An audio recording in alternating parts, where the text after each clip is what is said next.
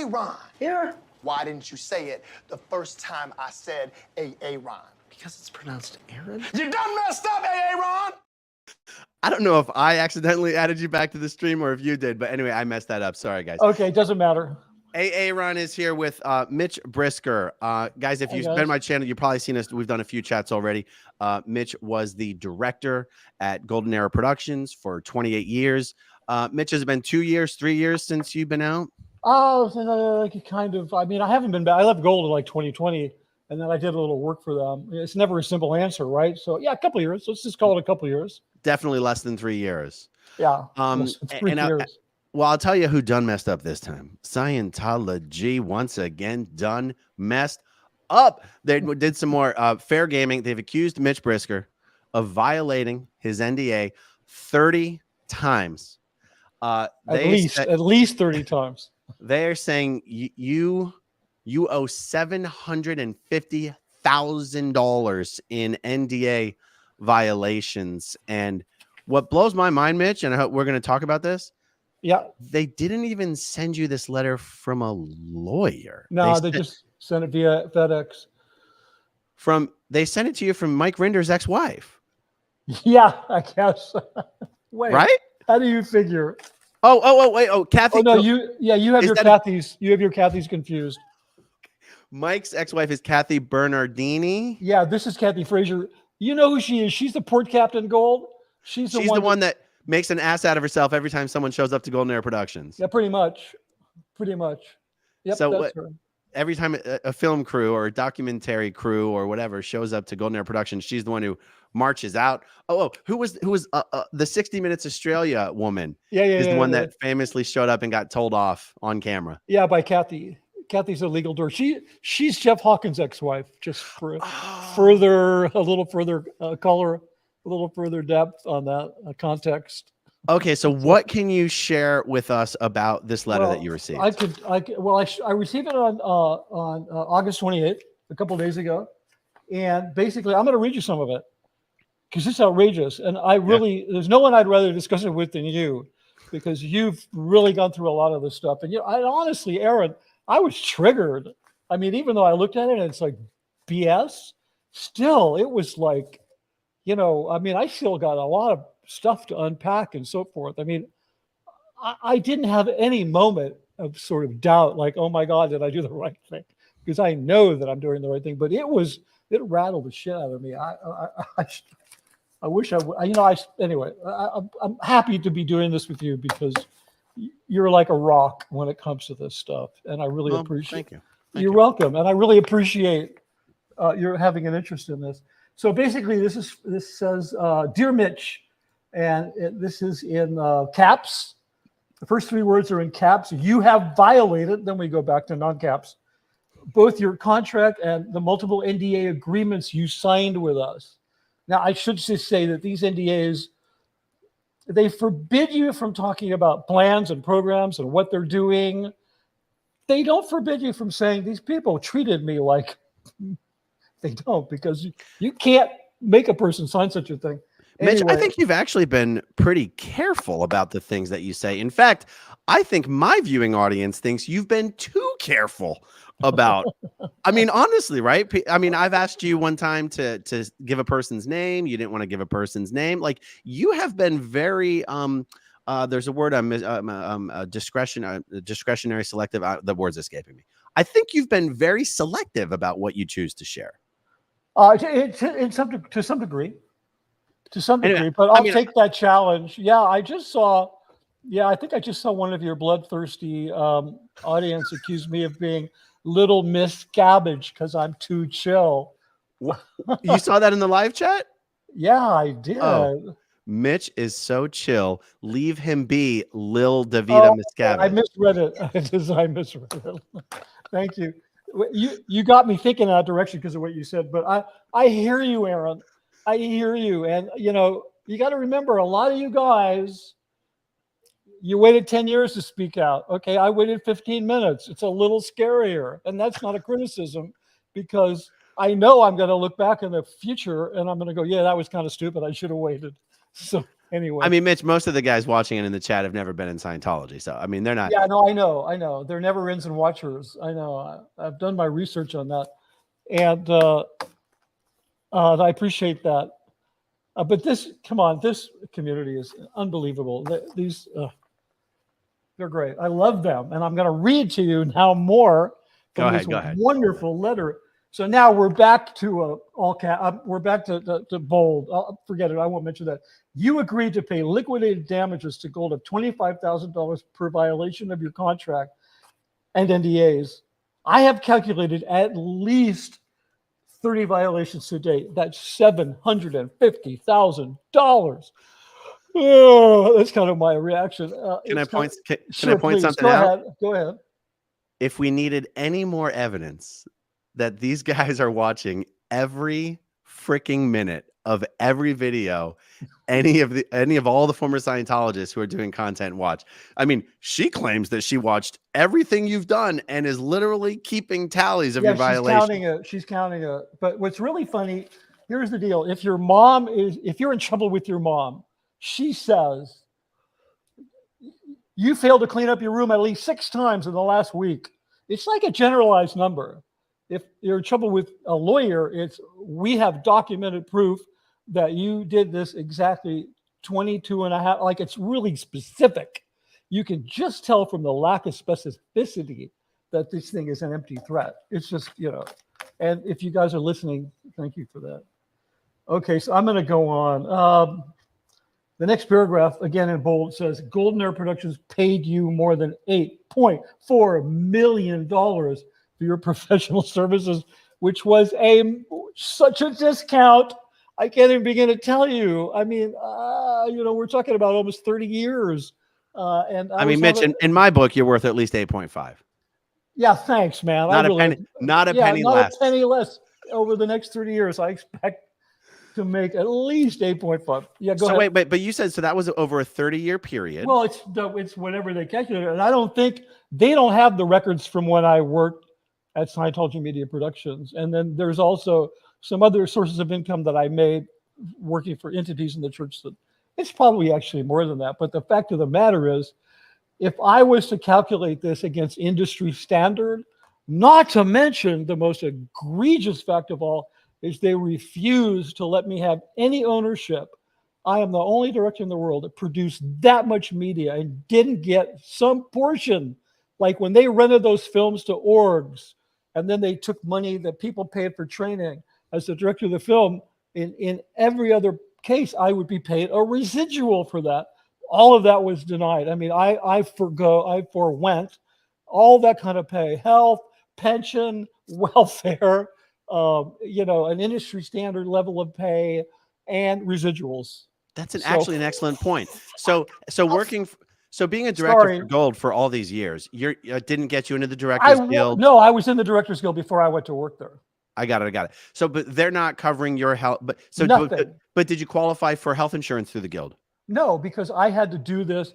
I tried to do what's called a loan out company, so I could legally work through the Guild. It's a kind of complicated mechanism, but you basically create a company, and then that company is signed with the Guild, my company, and then they hire somebody from that company, and then they can get around signing a contract. So, but they wouldn't have anything to do with any of that. So basically, I got away with doing non-Guild work because the work I was doing wasn't threatening other Guild members. In other words, I wasn't being looked like I was doing non-union work when they should have been hired. They never would have hired somebody under a DGA contract. And plus, there is a waiver if you're doing it for your own religion.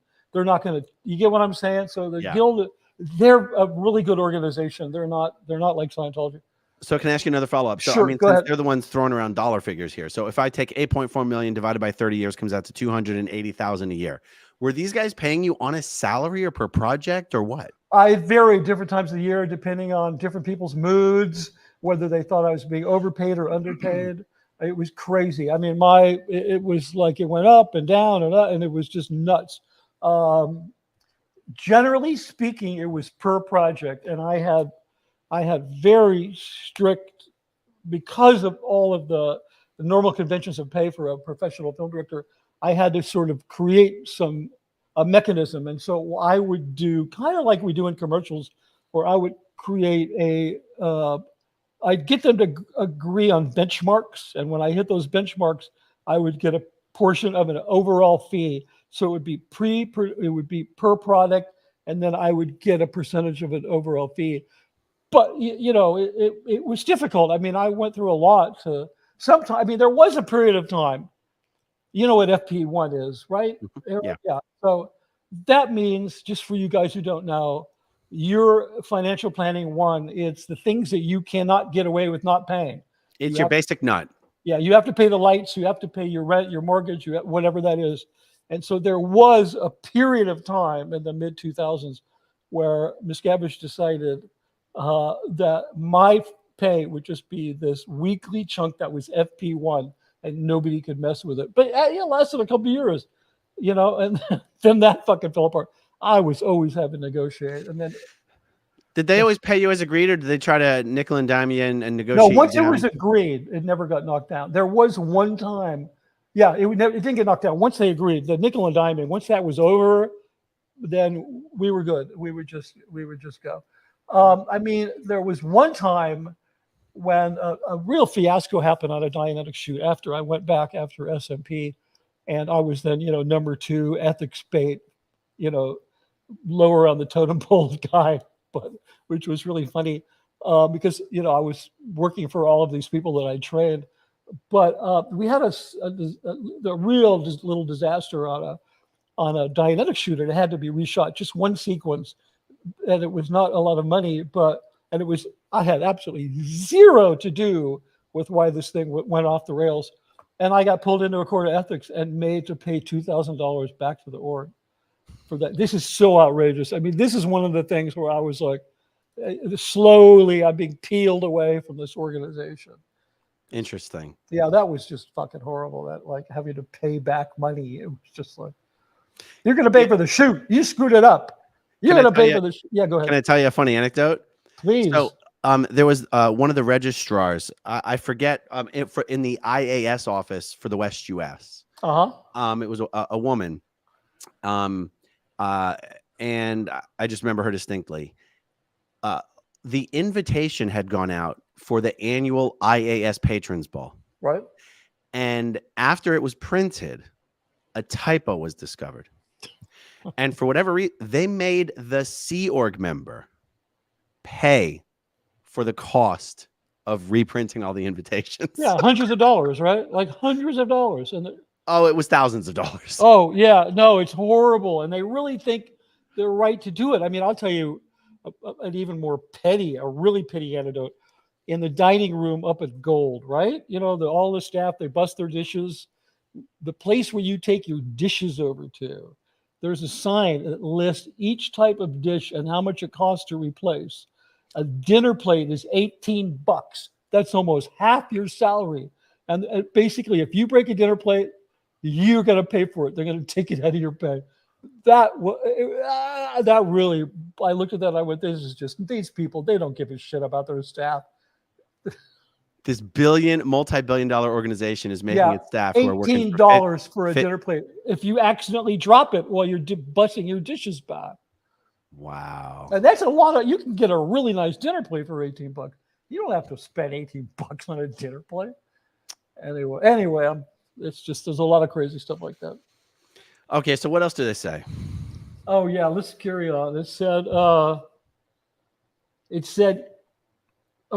your services were terminated in 2017 due to abhorrent behavior and illegal activities. You were engaged in acts to which you admitted to in your committee of evidence.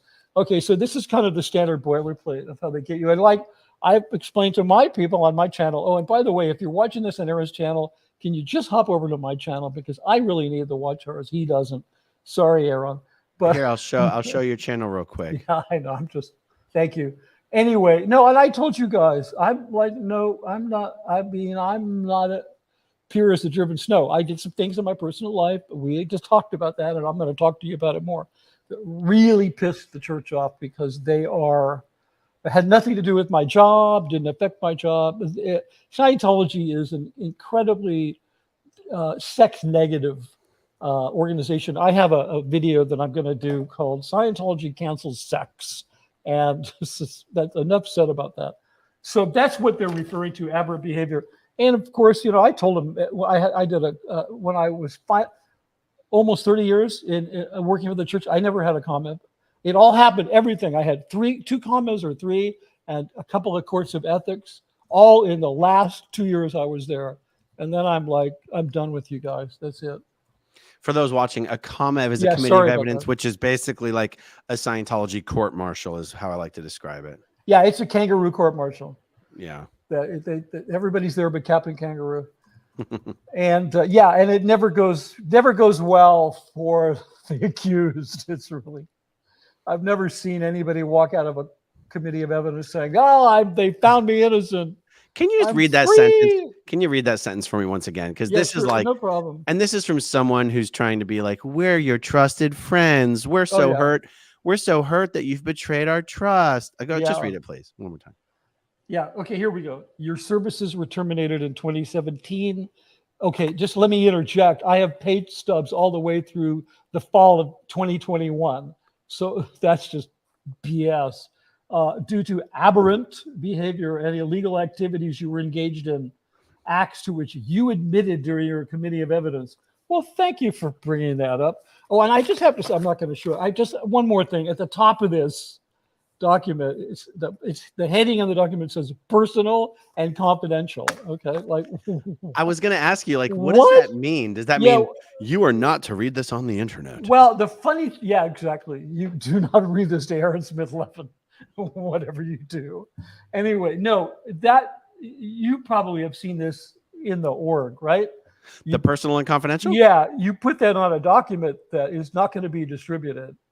Like if it whatever the routing, whoever the CCs go to, or if there's no CCs, it just goes to you. That basically means your eyes only, do not share.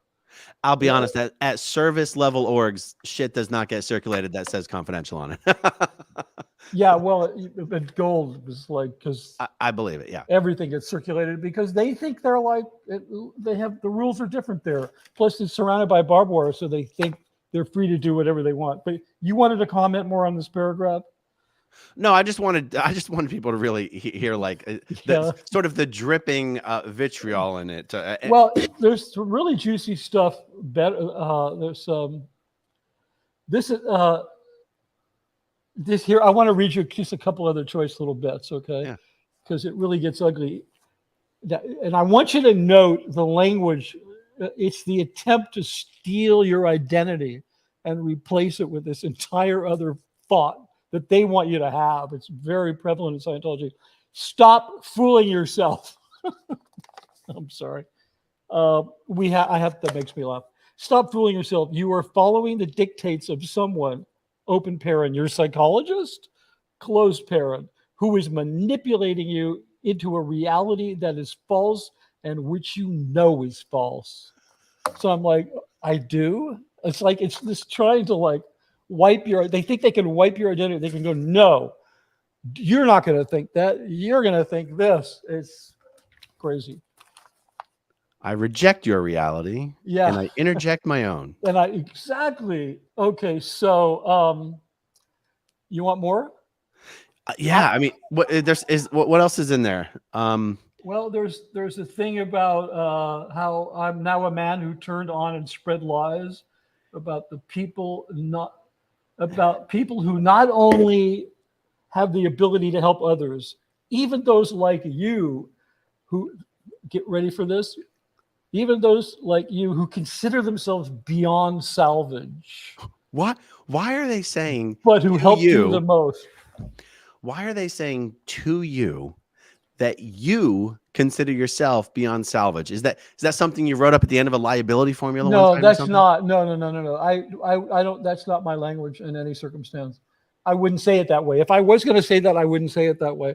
I don't know why they're saying that. It's like, hold on. It's like they're trying to implant me with this idea that I said I was like, oh, poor pitiful me. It's kind of like, save me, Jesus. I'm beyond salvage. I don't know what those last 4 paragraphs in the letter. You are now a man.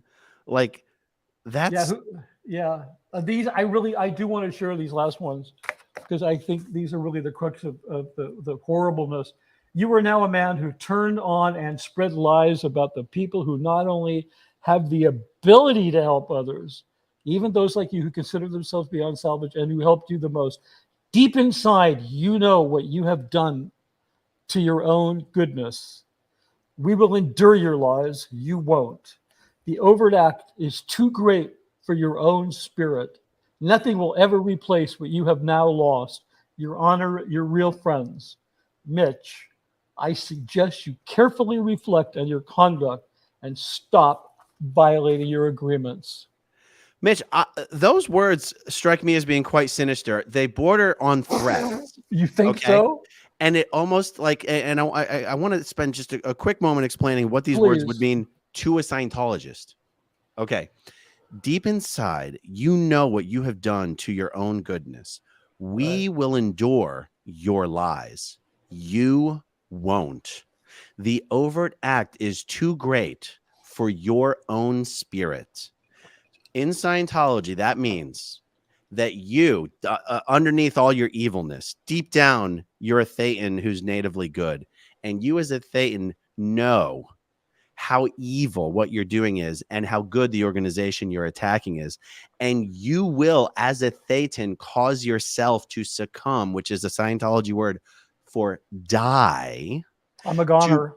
To prevent yourself from continuing to harm such a good ethical organization. We will endure your lies. You won't. Now, that's not necessarily a threat that they're going to end your life. It's almost trying to rub your face in the fact that you will pull in something that will end your life is how I read that. And go ahead. Yeah, no, I was just going to say it's psychological terrorism is what they're trying to do. Is they're trying to strike horror into your soul. And this is something Hubbard did, in the book. I have it here. I'm not going to try to find the passage, but you'll remember this one, Aaron. In the Introduction to Scientology Ethics, there's this passage where he talks about, and it's just bullshit. It's totally made up. You can tell it's made up unless you're, the second I read it, but people believe it. He talks about they hired a workman at St. Hill in England back when he was running the show back then. Remember this? And the workman overcharged them. And then when he found out what a horrible thing he'd done, that he had tried to bilk this group, and when he found out how good they are and what their true purpose was, he took a dose of Veronal, which is a poison, and he tried to kill himself. He didn't die.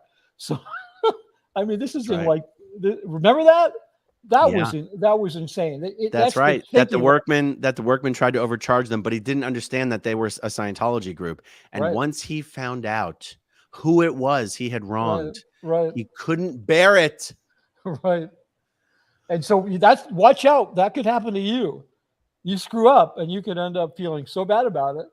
You might. Mitch, there's something else that really strikes me about this letter. It's not actually a demand for anything. It's not from a lawyer. It's not a cease and desist. It's not, if you don't do such and such, we're going to take legal action. It doesn't even threaten legal action. It just starts out by saying you violated your NDA, and I've calculated at least 30 violations. Yeah. I mean, she doesn't have some legal capacity at Golden Era Productions, right? Meaning her post there is not legal, right? She's legal, the port captain, but she's not. But Mitch, isn't the port captain just public relations with the community? Well, they would liaison with legal people, but it is a. But hold on. It's not a director of special affairs post. No. Is there a DSA Gold? No, absolutely not. Why would there be? They have Miscavige. Who wears the DSA hat for the in base? Is it her? Is the port captain? Oh, probably. Yeah, probably. Yeah. Okay. Well, they don't really have it. They really don't need that up there because, they've always had like, WDC OSA or some int person. I mean, that doesn't exist anymore. There's no management up there whatsoever. There's just nothing. There's nobody posted at Gold to handle legal affairs? That would be Kathy. That would be her. Okay. So then she's basically the DSA. Okay. Yeah. And then if she needs help, she's going to have to contact somebody at OSA. And I guarantee you, there's no ask in this letter. They're not asking for anything. They're just whatever spewing up. Mitch, does that strike you as being really, really weird? They didn't even have one of their in-house lawyers shoot you a letter. They had no, Kathy. not weird at all. And I can tell you why. Because Gold is very isolated now. CRB hasn't. David Miscavige has not been up there since 2013. There's still a small contingent of RCC staff up there that handle traffic back and forth between Gold and. I mean, there was maybe 5 or 6 of them when I left. And I'm sure they're all still there. In that $50 million building, there's just like 4 or 5 people in the whole building. So I think they kind of want to, Miscavige, he may not know about this. The person that has to tell him that Mitch Brisker has a channel and he's speaking out on YouTube, that person is going to be destroyed. Mitch, who would have told Kathy? Probably somebody from OSA. It could even been like a Ben Shaw might have heard about it. Like there could be some, or Linda, what's her name? The COO. Hamill? Yeah, Linda Hamill. There could be some like local, because they're watching everything on YouTube. So they're watching me and they're telling Kathy, fuck it. Tell him to shut the fuck up before Miscavige finds out about this. Because I guarantee you, they don't want him to find out about it. They can't really get lawyers involved in stuff because I'm sure he would find out about it. So you get what I'm saying? That's just well. And now I'm noticing. I mean, aside from the fact that we know Kathy's not a lawyer, it says personal. If it was it's just a personal communication.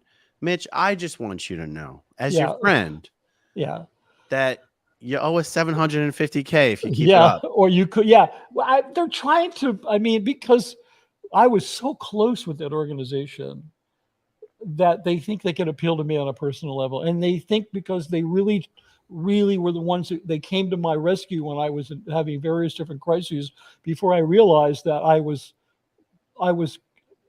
interacting with the people who caused the trauma were the ones that I was asking to help me, which is something it takes you some distance from Scientology to realize that it's something that's very common in abusive relationships, whether they're cults or marriages or businesses, is that you very often turn to the person who's abusing you for help. And so they're leaving that part out of the narrative. They're saying, because they don't see it, it's invisible to them. So they think that I've just betrayed my friends, but because they're never going to see unless they left that I was literally returning to my abuser. I mean, listen, I read a thing, the National Abuse Hotline.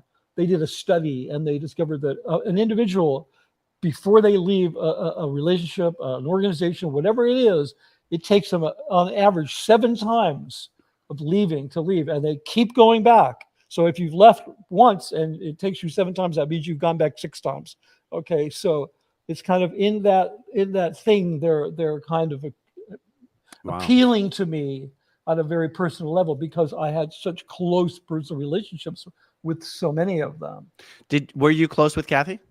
I knew her well. I mean, she wasn't. You're not really close with anybody. I mean, you know who I was close with? Annie Tippett. Okay. I was close with Annie because we hung out a lot. She spent a lot of time with the crew. She was the COCMO Gold, so she would be over Gold. And when we were, a whole nother story, Hedley and I are going to talk about it. When we were renting a studio at an Air Force base about a half hour away from Gold before the castle was built, Annie was out there practically every day, and we hung out and had.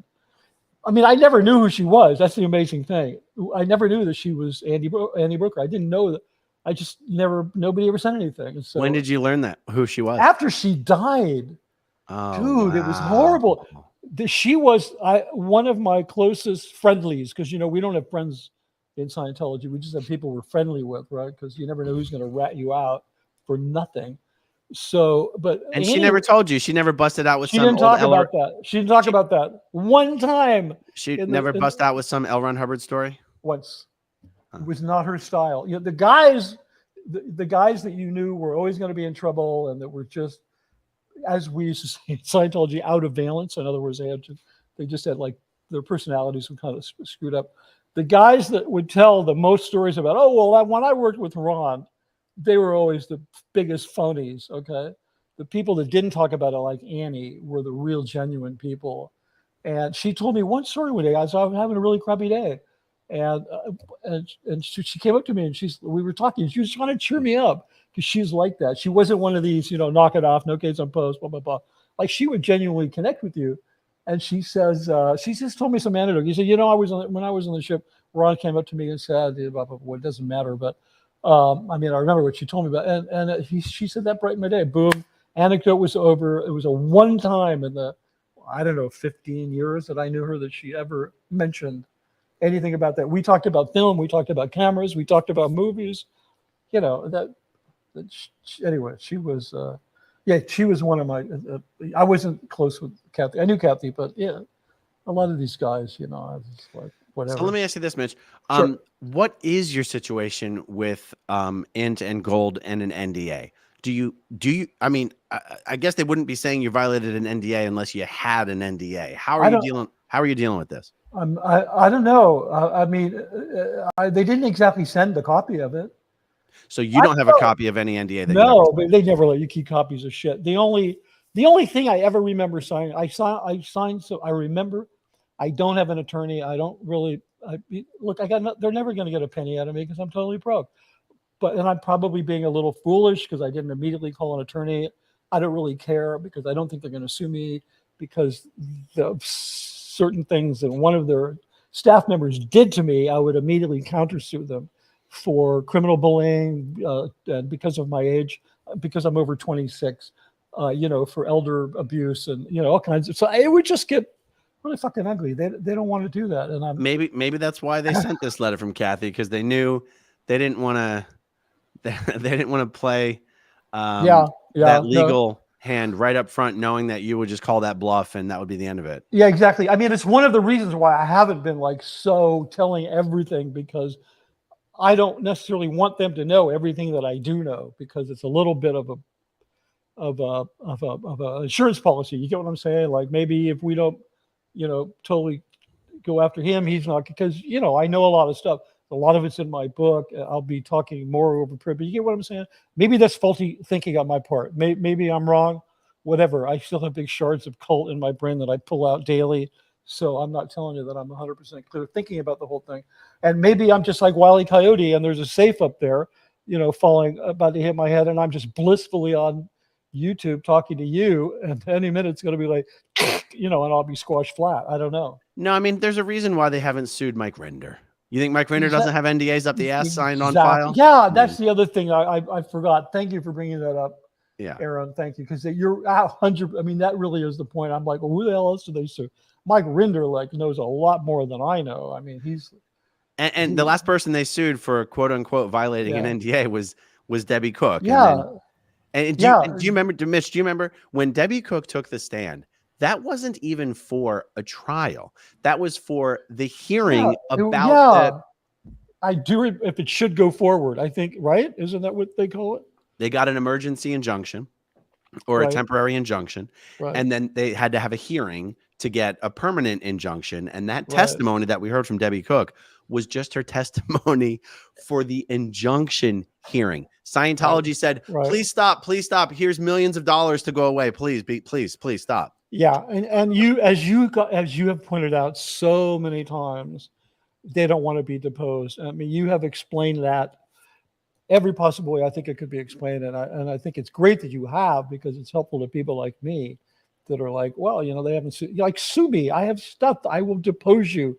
You have a staff member that did things, workplace harassment, elder abuse, felony bullying. All these things are illegal in California.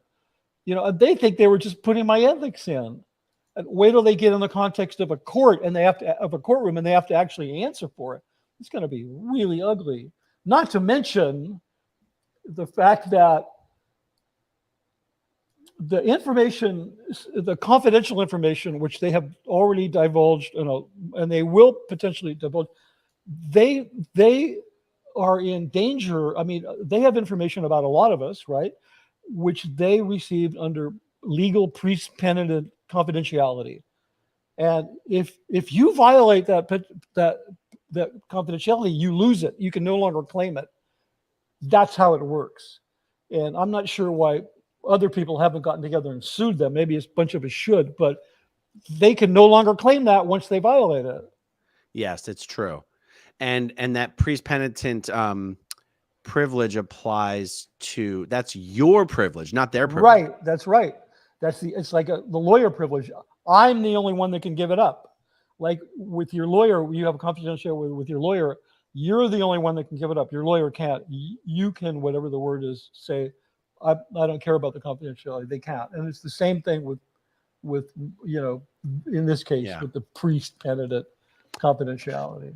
In your opinion, what is it that you've said, unless the answer is just everything, what do you think you've covered publicly that they think violates the NDA?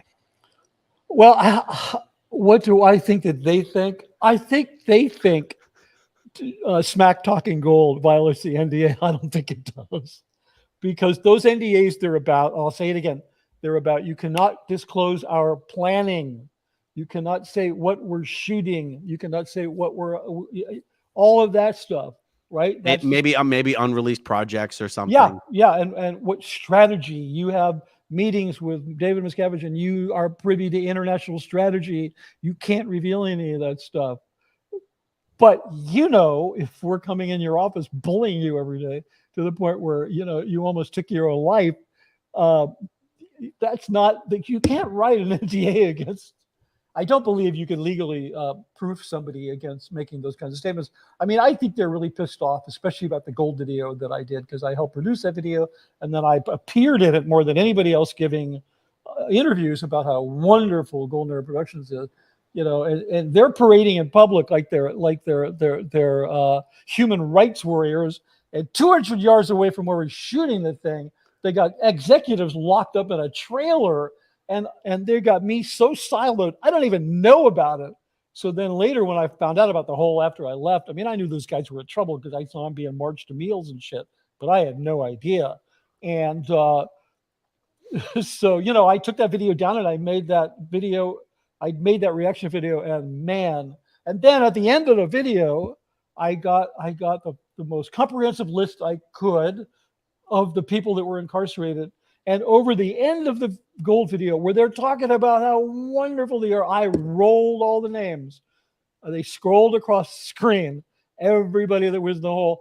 And I think that just made their heads explode. And I think that's why they're like, NDA violation, which is just like, okay. I'll tell you what, I think everyone would agree that if Scientology really thought that you had actually violated a legal agreement and that they had standing, they wouldn't after all these months. I mean, I feel like it's been months. How long has it actually been since you made your debutante ball on YouTube?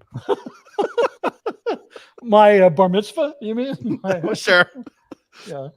Has it been months? I mean, after all these I months. don't know. I mean, I really tried to get monetized. I pulled it off in 28 days. So I think my first video was in July. Okay, and that was just the promo for my book. It was just a 15-second thing. And I thought, I should start promoting this book. And then I spoke with you and I said, Aaron, I'm going to finish my book and then come on, and you guys are going to help me promote it. And you're like, absolutely, we will help you do that. But I think you should make some friends on YouTube first. So then, you definitely want to build a YouTube audience. So you talked me into that. And then as a result of taking your good advice, I now can't get my book finished because I'm so engaged with the Mitch, community. Would you like me to bring my lawyer friend Zach on to answer some questions about this letter? Yeah, if you would, I would love to hear it. I mean, he's saying I'm available. I'll send him. Oh, yeah. Let's do it. Let's do it. Just, are you going to send him the whole thing? Because, there's. I'm just sending him a link to join us. Oh, okay, good. Yeah. Okay, perfect. That's good. Yeah, I wasn't sure. Okay, good. He probably has. I think people are in his live chat telling him that we could. Yeah, he needs to go over it.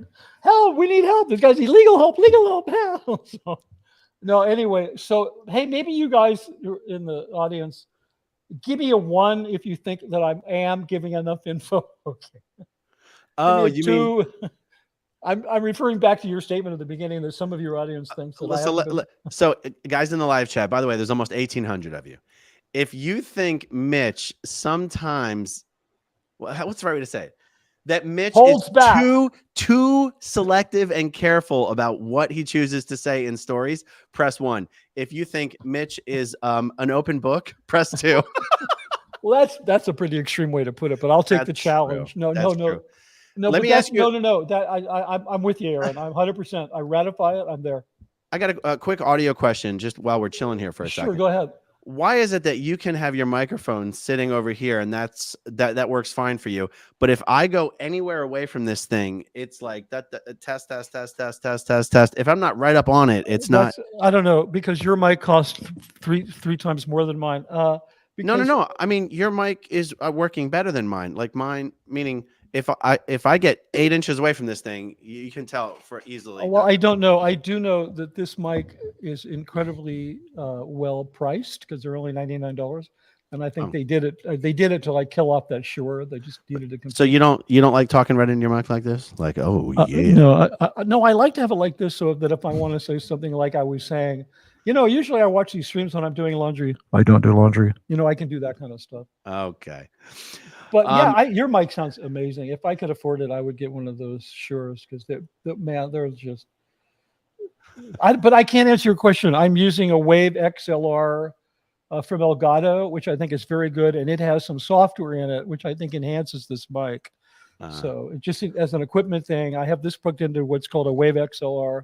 It's a great little device, and let me see real quick if Zach's just. Yeah, so I got a bunch of ones here. Okay, so I don't see any 2s. I see a couple ones. Thanks, guys. I'm gonna really do my best because listen, I think when I started, I was like the first interview I did with Aaron was just horrible, and it really wasn't his. It wasn't his. It really wasn't his fault. A lot of you guys blamed him, but I was like, But I actually think I know what it is. What's that? Because I've watched a lot of your other interviews. You and I both we're talkers. Yeah. And I tend that we commit similar sins. You answer my questions before I finish asking them, and I try to ask the next question before you're done answering. We both do the same thing to each other. Yeah, I got to work on that. But no, I'm just saying we both do it. It's yeah, fun. I'm flattered that you would compare me to you because you really are in my universe in terms of doing this kind of stuff. You're like a god. Okay, I'm not trying to kiss your ass, but I'm just trying to give you a compliment because I really, my life's work was working with talent, and you're a very talented person. Thank you. It's kind of scary. Very kind. Yeah, no, you're welcome. I'll tell you what. While we're waiting for Zach to join us, let's bang out some of the super chats that are in the queue here. Yeah, perfect. Mark Littlewood, how hard would it be for private detectives to track down and locate David Miscavige? Could we crowdfund such an initiative? Not that hard, surely. It would actually be impossible, Mark. That's my opinion. Yeah, or even if it was possible, you'd get 90% of the way there and you'd never make the last 10%. Exactly. Casey, Cat, Aaron, and Mitch, isn't there Scientologies for go F yourself? Just something sweet like that to send in response. I don't know. Is there some Scientology equivalent? No, I mean, Scientologists like the curse, so they would just tell you to go F yourself. Yeah, totally. Totally. Mr. Blue Sky says, I just realized there's some kind of blue sky thing associated with LRH. The only thing is that there is a book written by John Atek called Let's Sell These People a Piece of Blue Sky. That's it. Other than that, I actually don't know what the blue sky thing is. The blue sky thing is associated with L. Ron Hubbard. Do you, Mitch? Yeah, it's from a quote. He actually said somewhere, L. Ron Hubbard said, we need to sell them a piece of blue sky. Oh, I don't know. Yeah, there's some, I've read it. It's a quote. It's something he said. And he was basically talking about selling. It was intended to come off like selling hopefulness. Yeah. Like, and then John, who I don't know, I've never talked to about it, turned that around to me. Like, let's sell them a bridge or some swampland. Interesting. He says, I fly unmanned aircraft systems and love the ELO song. What's the ELO song? Oh, Electric Light Orchestra. Is that what you mean? I don't know I don't know. Do you know what he's talking about? Well, I know the band ELO, but I don't know the ELO song. Does ELO have something to do with a blue sky? Maybe it does. I don't remember Okay. That's all right. Thanks for the comment, Mr. Blue Sky. Sorry that I don't fully. Some of it was wasted on me, but that's okay. Tell us the name of the song. Evelyn Woodward, thank you. Evelyn Woodward, thank you again. Betsy Sue says, "Fight the good fight, Mitch. I'm rooting for you." Casey Cat says Church of Scientology is frantic now. They're so scared. They're trying to stick their thumbs in the holes, yet don't see the tidal wave on the horizon. Yeah, it's pretty funny. I mean, nobody who's left gold. I mean, nobody's left gold. It's got to really scare the crap out of them. Yeah. I mean, not since Mark and Claire left. I don't know who the heck is really left. Yeah. Mandy Me says if legal, it would list specific violations. Exactly. Yeah. And then Obi O'Brien says psychological gyrations. Excellent. Okay, good. Let's bring Mr. Zach Morgan on, the one and only, your lawyer friend, Zach. I can't hear you. Hang on. Morgan. Okay, we're live already. You know that, right? Just letting you know. Zach? All right. Text me when you're ready to go. All right. Lena Sewell. Aaron, please tell me you got my email about copyright video. Lena, I'll tell you what, if you send it to me today, I probably haven't seen it. I've been inundated with emails today. But I'll take a look. And Zach is ready to go. Zach. Right. Good evening, everybody. Hey, Zach. Welcome. Great to meet you. And you as well, Mitch. Thank you. And I've been following your streams with Aaron, are just like some of my favorite. Zach, you sound unusually quiet. Has anyone said that to you tonight? I did. Let me see if I can bump the audio here. Is that any better? That's actually a little better. Yeah. Okay. I can give it a little more if I need to. There we go. Try that. I mean, well, yeah, I think it should be fine.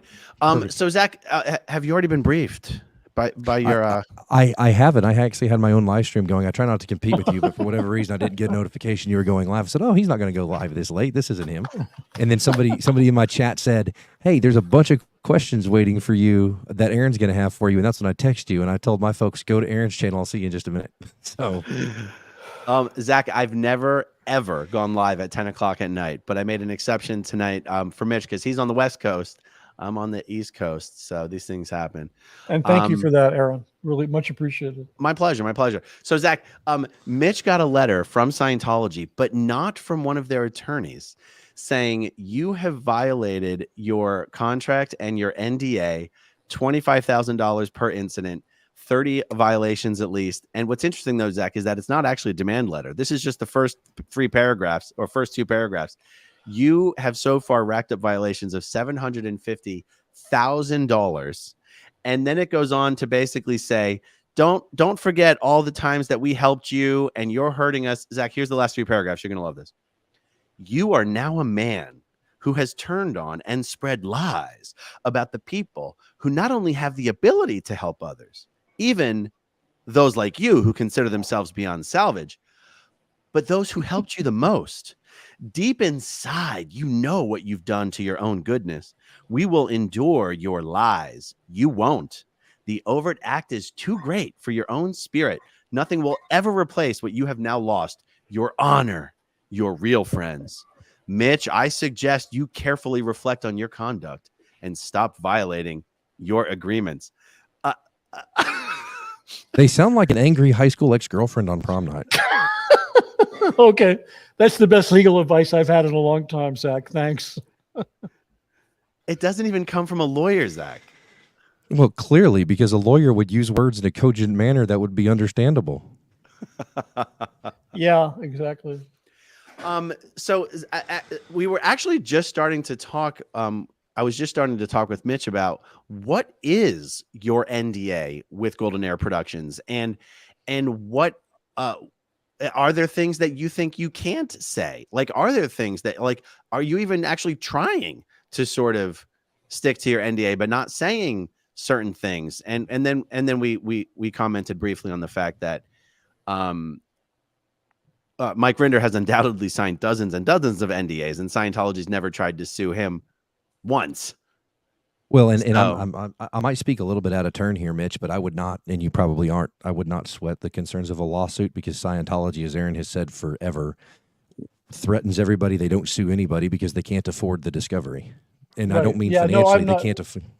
Yeah, I'm not, I have no concerns, Zach.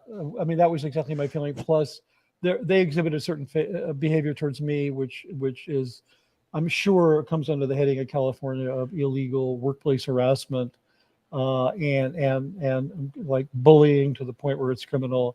And because I'm not 26 elder abuse. So, and they know that I'll turn right around and let them have it, and I would depose certain people if they're, and they would have to either lie or go on record as having committed these things.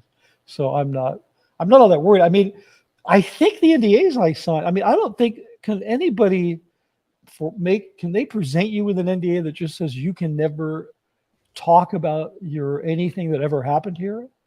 Is there such a thing? No, you can't have a universal NDA.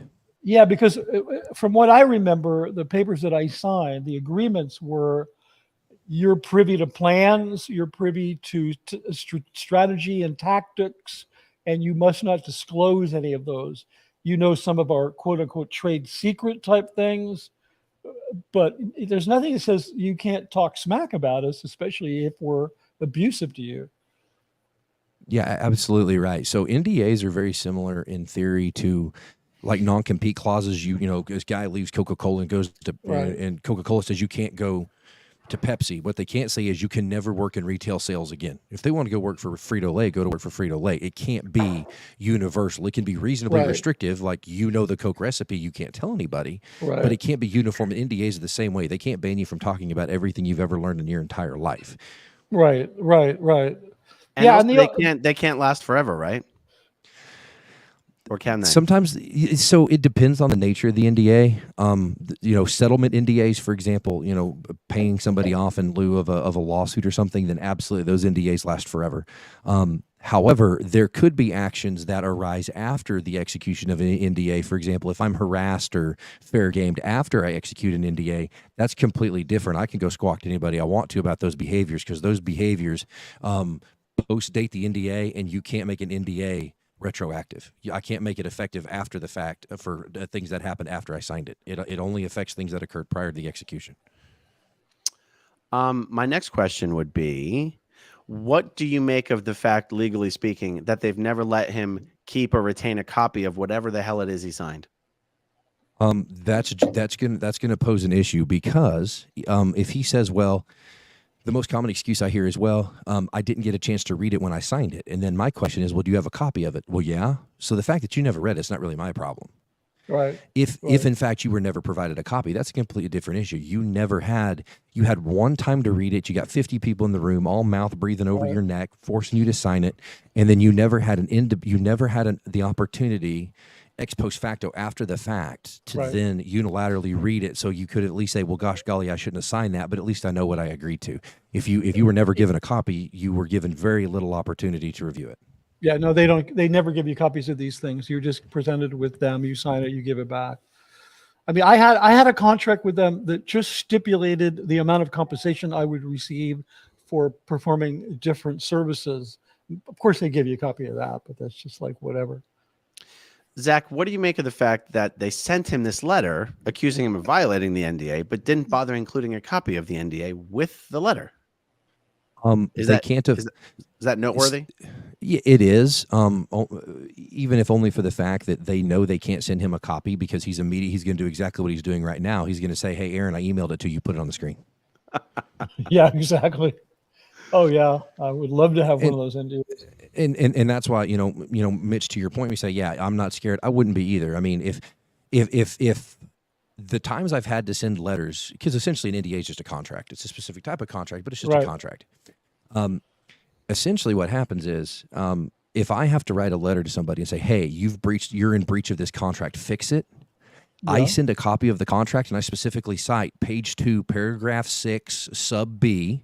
If you look right there, this is what you're violating. So then they can't say, well, you told me I was violating the contract, but I never had any context. So, you know, this letter is the equivalent of, you know, somebody firing blanks at a track meet from the starting pistol, sort of what we're looking at. I mean, it says here, Zach, it says, and I'm quoting, I have calculated at least 30 violations to date.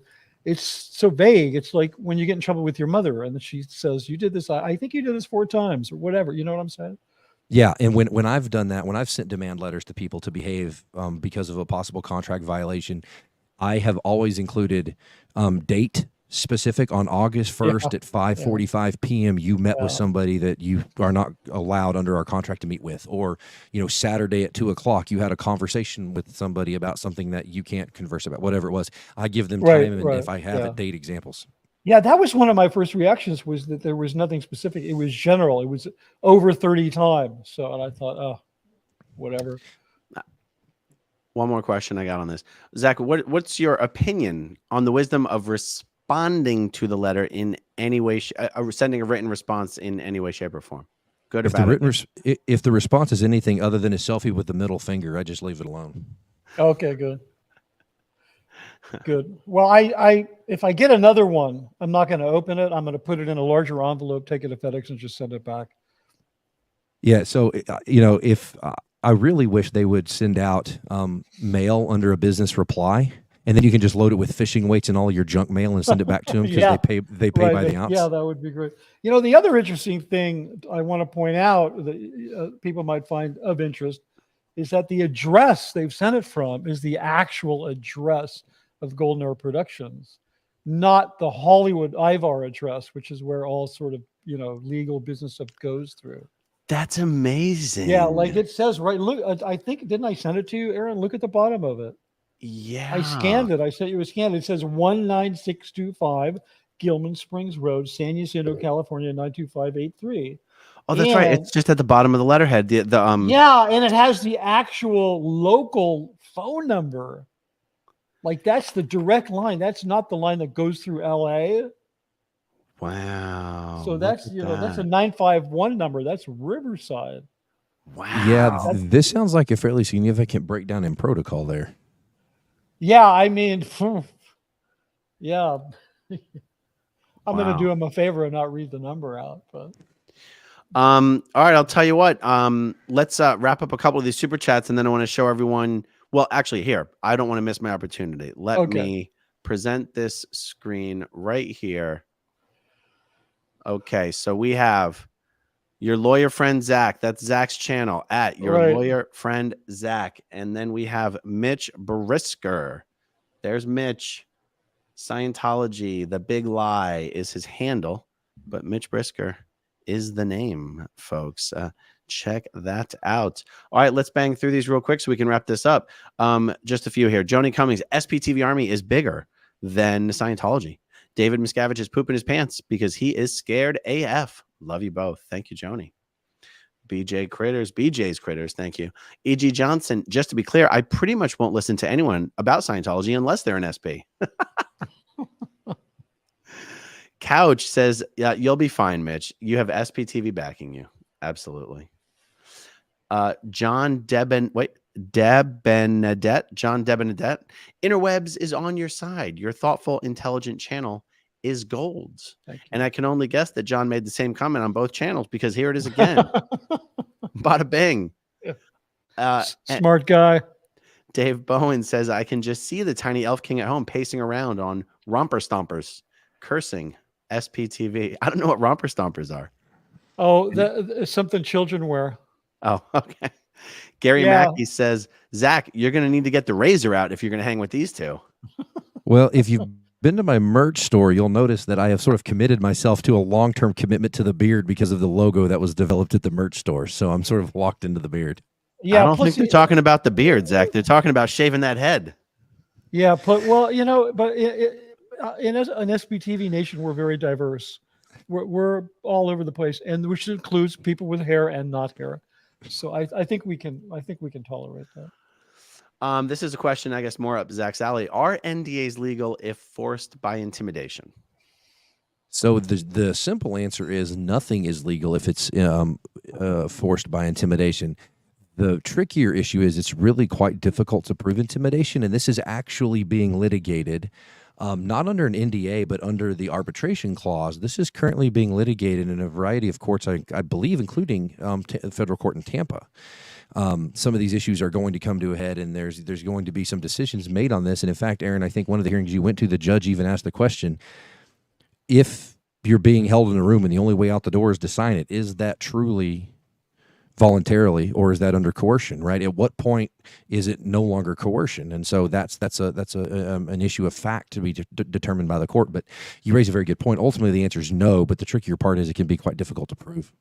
Yeah, especially in so-called religious settings, because they can just say, "Well, Mitch, you could have said no."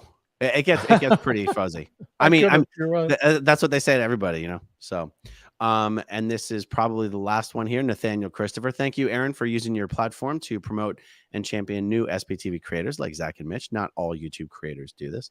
That's true. It's honestly one of the most rewarding ways to use the platform, because I know it truly is what will drive David Miscavige even more crazy. He doesn't have to worry about just one obnoxious guy talking on YouTube. He needs to worry about 20, 30, 40 guys and gals all doing the same. Yeah, he doesn't have to worry about one bald, obnoxious guy. That's right. He's got a bunch of handsome men with no hair. All right, everyone. Well, you guys go with calling it a night. Yeah, no, I'm good. This is great, Aaron. I really appreciate you helping me unpack this thing and sharing your audience with it, so I could take them on this little journey. I appreciate it very much. Awesome, guys. I know we're at the end, but if you're one of the 2,000 people watching live, do us a favor, hit that like button. It's fast, it's easy, it's free, and it helps us out. Thank you, guys. Thanks for hanging out with us, and thanks everyone who watches until the very end. We'll talk to you soon. Okay, if you want to see my rock and roll songs, click right on this guitar. And if you want to see a different one of my videos,